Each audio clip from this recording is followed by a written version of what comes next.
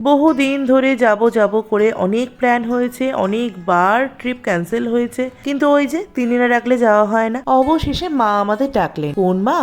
আমাদের সবার মা, বড় মা। তো ঘুম থেকে উঠেই সাজগোজ করতে বসে গেছে। আর এই যে লাইনার পরলেই আমার এক জ্বালা, কেন জানি না, লাইনার পরলেই চোখ থেকে এইভাবে জল ঝরতে থাকে। হাজব্যান্ডেরও ছুটি ছিল, ছেলের তো ছুটিই আছে, তাই ভাবলাম চলো অন্য কোথাও না গিয়ে বড় মার কাছে যাওয়া যাক।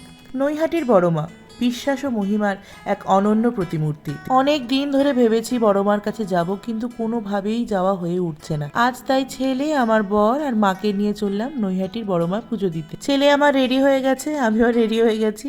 ঘুম থেকে তোলা হয়েছে টেনে, তাই জন্যই তার এরকম মুখটা বিগড়ে রয়েছে। পশ্চিমবঙ্গের ছোট্ট শহর নৈহাটি এক অসাধারণ ভক্তির আবাসস্থল। 22 ফুট উঁচু কালী মূর্তি আর বড় মার কালী মন্দির এই অঞ্চলের অটল বিশ্বাস আর শৈল্পিক উজ্জ্বলতার প্রমাণ। মায়ের কাছে যাওয়া কিন্তু খুব একটা কঠিন কিছু না। শিয়ালদা থেকে নৈহাটিগামী যে কোনো ট্রেনে উঠে নৈহাটি স্টেশনে নামতে হবে। আমরা গিয়েছিলাম কৃষ্ণনগর সিটি লোকালে। এবার নৈহাটি স্টেশনে নেমে কাউকে জিজ্ঞাসা করলেই হবে যে মন্দিরটা কোন দিকে। সেখানে নেমে হেঁটে জাস্ট একটুখানি 5 মিনিটের রাস্তা। রাস্তার ধার থেকে ডালা কিনে নেবে, বা মন্দিরের সামনেও ডালা পাওয়া যায়। ওই যে সাদা রঙের বাড়িটা, ওটাই মন্দির। তো আমার ছেলে ওই যে ডালা নিয়ে নিয়েছে যাবে বলে। প্রতিদিন এই মন্দির সকাল 8টা থেকে দুপুর 1টা অবধি খোলা থাকে, আবার কিছুক্ষণের জন্য বন্ধ থাকে, আবার বিকেল 4টে থেকে রাত 8টা অবধি এই মন্দির খোলা থাকে। সর্বসাধারণের জন্য এই মন্দির খোলা।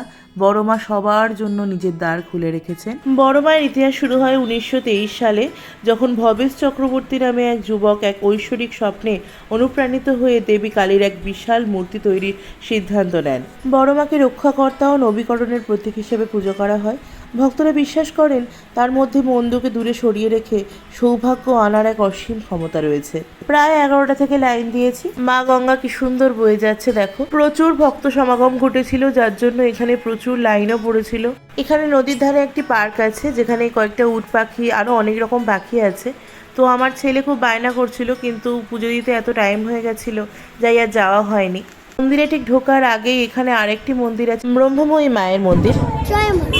তো এখানেও পুজোর ব্যবস্থা আছে, তোমরা পুজো দিতে পারো। অবশেষে সকাল 11টা থেকে লাইন দিয়ে দুপুর 3:05 তখন আমরা ঢুকলাম মন্দিরে। এই তো মায়ের এক অপার মহিমা।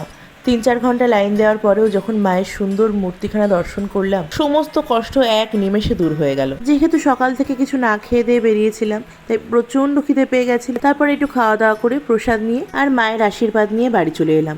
সবাই ভালো থেকো।